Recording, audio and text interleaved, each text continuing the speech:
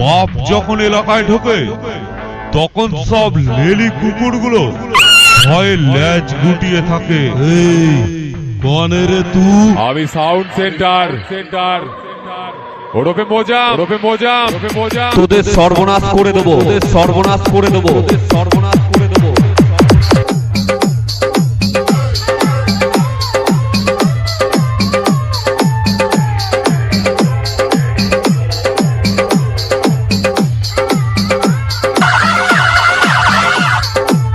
আমি সেই edit king Arjun, Kaligram, পূর্ব বর্ধমান।